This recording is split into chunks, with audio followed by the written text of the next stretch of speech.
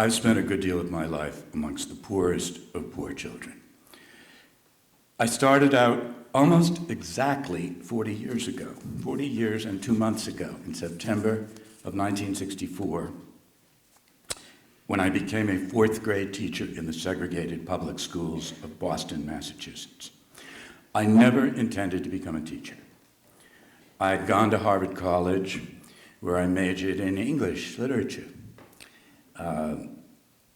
Had no political ideas at all. You know, I was an English major in the 1950s. It was like being sort of the cognitive version of an eggplant. And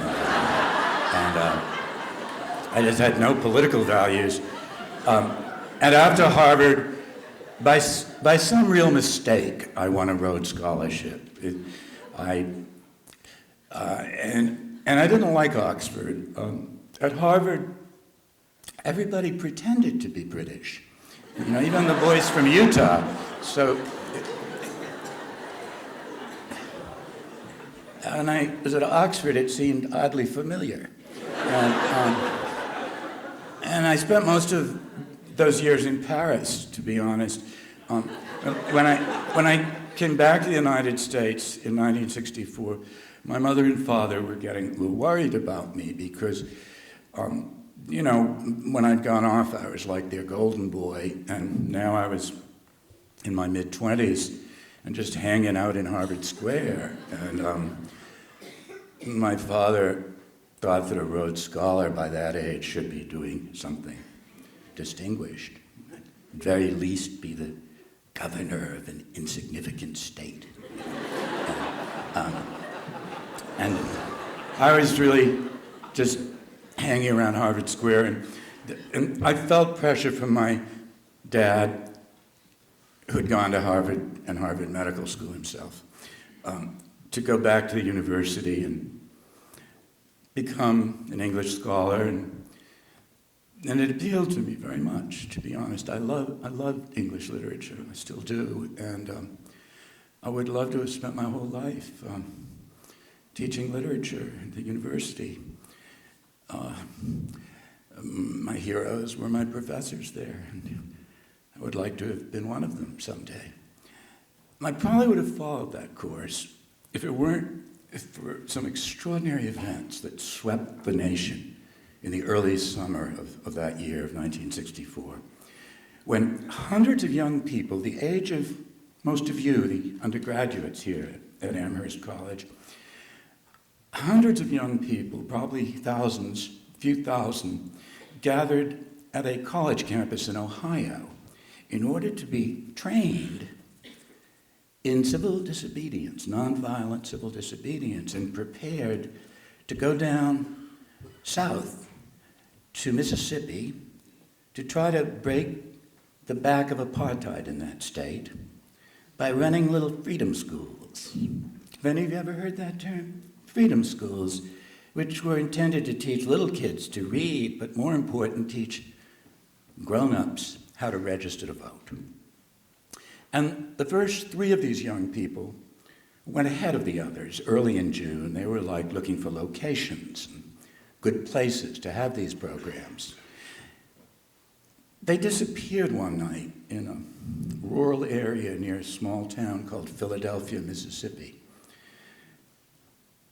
Disappearance of these three young people immediately caused a wave of alarm up north, certainly, and in the press.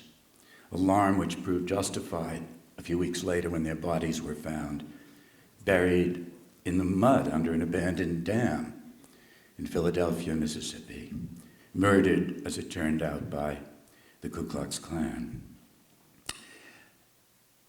That event had a stunning effect on hundreds of thousands, probably millions of young people of my generation. Now, black folks had been lynched forever in the South, and the nation never paid attention, not much.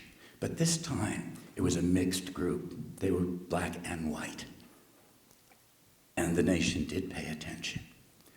And I can't quite explain how this created a sense of urgency among so many of us. It changed the lives of many of us. It probably changed my life forever. It's hard looking back to be certain it was that event alone, but I remember it was right after that event that I got in my car in Harvard Square. And what would you guess in those days? I had a little VW Bug plastered with slogans. And I drove to Roxbury, it's the black community of Boston. And I went to a church, the minister, black church, black minister, and I said, "Can I be of any use?" Just like that. I didn't know what to say. I just said, "Can I be of any use?" And he said, "Yes, you can, young man. As a matter of fact," he said, "we're setting up a freedom school right here in Roxbury to teach our kids how to read. Can you teach reading?" I said, "No, I went to Harvard." Because I didn't know anything useful. I just knew nothing useful. He said, "We'll teach you to teach reading." And they did. And after a few weeks, crash program, they gave me a class. And I got to like that class so much. I just became so close to those kids that when September came, I didn't like the thought of losing them. And so I just walked into the Boston School Department one day and said, "I'm going to be a teacher." Well, I'd never heard of certification. I didn't know what that was even. And they said, "Where'd you go to college?" And I said, "Harvard." And they said, "Then you can't be a teacher because you couldn't get certified at Harvard." And I said, "Well, there must be some way I could teach." And they said, "Well, you could be a sub." I said, "Why not? I'll be a sub. What the heck?" And my dad wanted me to have a job, so I took him to lunch, actually. And at the faculty club at Harvard, I took him to lunch, and he had to pay. And I said, "Dad, I have a job." "What is it?" "I'm a sub, And let me tell you, in all seriousness, that was the hardest thing I'd ever done in my life, honestly. The first time I came to admire teachers so much, right from the start, when I saw what they had to do. First time I ever taught in my life, they called me up one morning around 6 a.m. and said, "You're going to teach kindergarten." And I walked into this big kindergarten class, something like 35 children, and I had no idea what you do with people that size, like that, the little creatures. To me, they seem like gerbils or something. I had no idea what to do with them. I let them crawl on me, basically. Played with them. But I survived and ultimately became a fourth grade teacher and later a fifth grade teacher. And I've spent most of the decade since working in one way or another with Black and Latino children all over the United States. For many of the years since 1993 in New York City, in the South Bronx, in a section called Mott Haven.